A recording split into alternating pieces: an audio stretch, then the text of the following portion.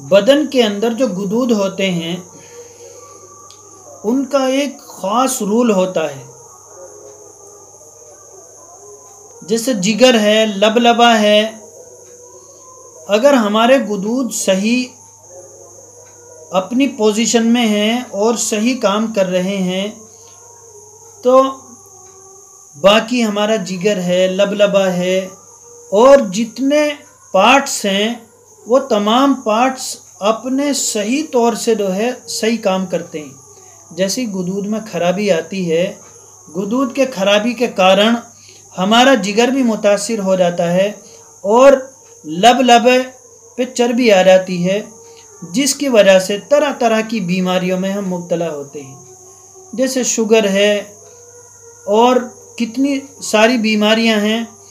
अब हम जैसे डिप्रेशन है या ब्लड प्रेशर है, हमारा जहन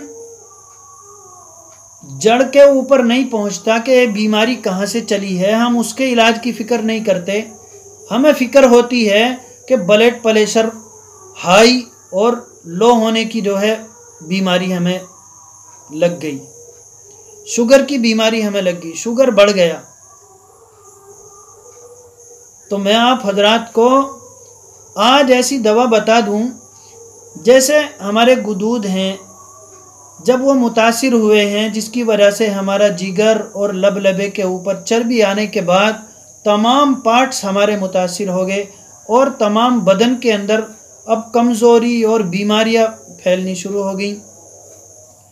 आप देखते हैं हम डॉक्टरों के यहाँ जाते हैं और चेकअप कराते हैं, कितनी जांचें हम कराते हैं, अलग अलग जांच वो लिखने के बाद दवाई काहे की चलाते हैं।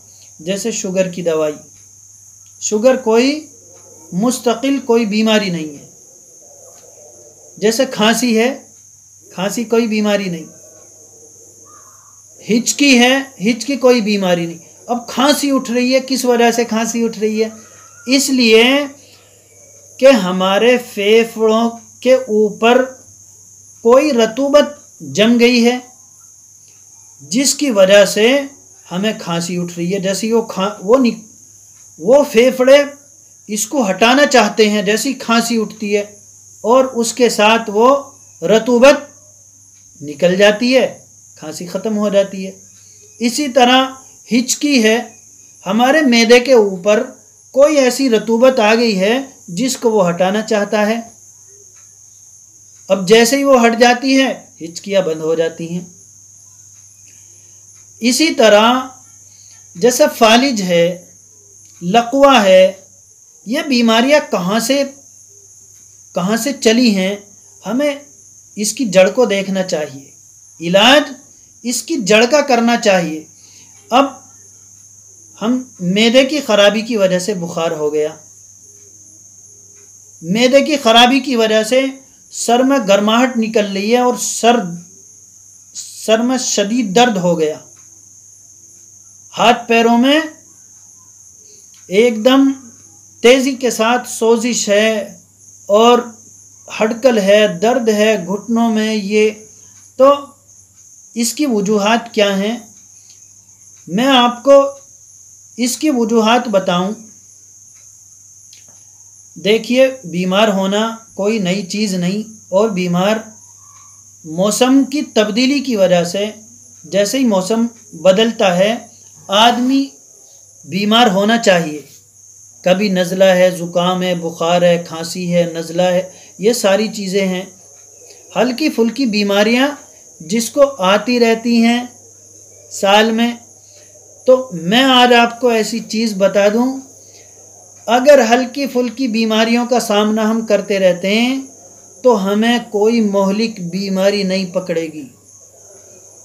आप समझ लें, जो बीमार नहीं होता सालों साल बिल्कुल सही तवाना और तंदुरुस्त रहता, मजबूत रहता, आप जान लें कि उसके अंदर कोई बड़ी बीमारी पल रही है। और जिस दिन वो बीमार होगा उस दिन उसका सही होना मुमकिन नहीं होगा। इसलिए नज़ला, ज़ुकाम, बुखार और ये सारी चीज़ें अगर आदमी को होती हैं, इनसे घबराना नहीं चाहिए, बल्कि नज़ला है, जैसी नज़ला होता है और नज़ला जब ठीक हो जाता है तो हमारे दिमाग की एक एक नस को खोल देता और हमारा जहन हल्का फुल्का हो जाता, हमारे दिमाग की तमाम रगें और नसें जो है खुल जाती हैं। इसी तरह हम सारे आज़ा जो हैं वो सही सालिम हो जाते हैं, बदन के अंदर चुस्ती फुर्ती ये सब आ जाती है। अगर किसी का नज़ला दिमाग में ही रुक जाए, आपने देखा कि उसको कितनी बीमारियां लग जाती हैं, उसके सर के अंदर खून जम जाता, उससे तरह तरह की बीमारियां पैदा हो जाती हैं। तो बीमार होना कोई बड़ी चीज़ नहीं, कोई बड़ी बात नहीं। बीमारी आती है भले से आए, लेकिन हम बीमारी का इलाज अपने किचन से भी कर सकते हैं, देसी जड़ी बूटियों से भी किया जा सकता। हम अंग्रेज़ी टेबलेट, अंग्रेज़ी दवाइयाँ इस्तेमाल ना करें हरगिज़। अगर बहुत ही ज़्यादा मजबूरी हो और आप इतनी मजबूरी हो कि देसी जड़ी बूटियाँ आपके पास मौजूद नहीं, कोई हकीम आपके करीब में नहीं, तब आप एमरजेंसी उनका इस्तेमाल कर सकते हैं, नहीं तो वो बड़ी मुज़िर हैं, नुकसानदा हैं। अब ये यहूदी हैं, इसराइली हैं, आप इनकी चालों को क्या समझ सकते हैं। जैसे शुगर की दवाई चल रही, इनकी डायबिटीज़ की दवाई चल रही हैं, तो मिनिमम 1000 रुपये की एक मरीज़ इनकी दवाई खाता है, वो इनका मुस्तकिल कस्टमर है। अभी क्या कुछ अरसे तक इनकी दवाई वो खाता रहेगा। अब अंदाज़ा लगाएं कितने मरीज़ हैं डायबिटीज़ के हमारे हिंदुस्तान के अंदर। अगर आप अंदाज़ा लगाएं तो कई हज़ार अरब रुपए सिर्फ एक मर्ज़ के ऊपर जो है वो हमसे कमाते हैं। और ये जैसे डायबिटीज़ की दवाई चलाते हैं, अब जब दवाई चलती रहती है तो शुगर अपने लेवल पे रहता, कभी हल्का बढ़ जाता, कभी घट जाता, कभी बढ़ता, कभी घटता, लेकिन ये उसी की दवाई चलाते रहते हैं। ख़त्म करने की दवाई अगर इनके पास मौजूद भी हो तो आपको नहीं देंगे, आपको नहीं बताएंगे, आपके लिए ऐसी मेडिसिन का नज़्म नहीं करेंगे कि आपकी बीमारी जड़ से ख़त्म हो जाए। अगर आपकी बीमारी जड़ से ख़त्म हो गई तो फिर इनकी कमाई कैसे होगी। अब इसके अलावा कुछ अरसे तक ये दवाई इस्तेमाल करते हैं, उसके बाद फिर दूसरी और बीमारी बढ़ जाती है। ये दवाई हम इस्तेमाल कर रहे हैं कुछ अरसे, महीने, 2 महीने, 6 महीने, 1 साल, 2 साल, 10 साल हो गए लोगों को दवाई खाते हुए, एक मर्ज़ ख़त्म नहीं होता, उसकी आगोश में कई मर्ज़ और पल जाते हैं। अब उनकी दवाई चलती हैं। 1000 रुपये फ़ी आदमी से उनको नफ़ा हो रहा था महीने का, अब 10,000 रुपये फ़ी आदमी से उनको नफ़ा होगा। 10,000 रुपये फ़ी मरीज से उनको नफ़ा होगा महीने का।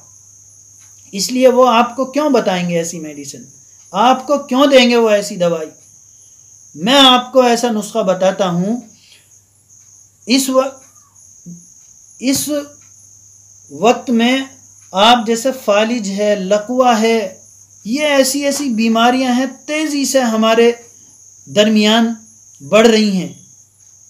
बजाय इसके कि इसके ऊपर काबू किया जाए, ये कंट्रोल हो, कोई दवाई ऐसी मेडिसिन तैयार की जाए और इसको ख़त्म किया जाए, ये तेज़ी से बढ़ता जा रहा है। इसके लिए मैं इंशाअल्लाह ऐसा नुस्खा बताता हूँ जो आपके जैसे गुदूद हैं, जिगर है, लबलबा है, इसको ये दवाई आप खाएंगे, अगर इसके ऊपर आने वाली कोई परेशानी है, बढ़ने वाली जो चर्बी है उसको ख़त्म करके और आपको मोहलिक बीमारियों से बचाएगा। जैसे हार्ट अटैक की बीमारी है, फालिज की बीमारी है, लकवे की बीमारी है, हार्ट की बीमारी है और डायबिटीज़, शुगर और दुनिया भर की कितनी बीमारियां हैं। इंशाअल्लाह ऐसे सालेह और नेक वली सिफत और ऐसे बुज़ुर्ग का ये नायाब नुस्खा मैं आपको बता रहा हूँ, आप इस्तेमाल करें और आप फ़ायदा उठाएंगे इंशाअल्लाह। तो इस नुस्खे के अंदर आपको सिर्फ 4 चीज़ें लेनी हैं। जैसे 5वीं चीज़ इसमें लहसुन है। पहले मैं लहसुन बता दूं आपको, चारों चीज़ें 50-50 ग्राम की मात्रा में अगर आप लेते हैं तो आपको ये 4 चीज़ें 50-50 ग्राम कितनी होगी, 200 ग्राम। आप 400 ग्राम लहसुन का अरक निकाल लें और इन 4 चीज़ों को, कौन कौन सी चीज़ें हैं मैं आपको बताता हूँ। जैसे मेथी, कलौंजी, अजवाइन और अलसी, इनको 50-50 ग्राम की मात्रा में आप ले लें। इसका बारीक करके सफ़ूफ बना लें। सफ़ूफ बना के आप लहसुन के अरक को इसके ऊपर डाल दें। लहसुन का अरक आपके पास है 400 ग्राम। अब जब यह खुश्क हो जाए, खुश्क होने के बाद जितना अरक आपका बचा है दोबारा फिर इसमें अरक को शामिल करें, यहाँ तक के अरक इतना ही डालें जितना वो जज्ब कर ले और जज्ब करने के बाद वो फुरेरा हो जाए यानी खुश्क हो जाए, फिर डालें। अब इस तरह डालने के बाद आप इसको 2 ग्राम की मात्रा में, 2 ग्राम सुबह, 2 ग्राम शाम, सुबह शाम आप फालिज और लकवे वाले मरीज़ को खिलाएं। आप देखेंगे कि वो जो पट्टे उसके अकड़ गए हैं, जिसकी वजह से उसके बदन के अंदर ऐंठन पैदा हो गई है, जिसकी गर्दन टेढ़ी हो गई है, जिसका मुंह टेढ़ा हो गया है, नाक टेढ़ी हो गई है, इसी तरह कोई भी आजू है, हाथ है, पैर हैं, वो टेढ़े हो गए हैं, वो पट्टे जो अकड़ गए हैं, इंशाअल्लाह चंद दिन के इस्तेमाल से आप देखेंगे कि बिल्कुल सही, तंदुरुस्त और उनका लकवा, उनकी फालिज का असर बिल्कुल ख़त्म हो जाएगा और उनके आज़ा बिल्कुल सही हो जाएंगे। अस्सलामु अलैकुम।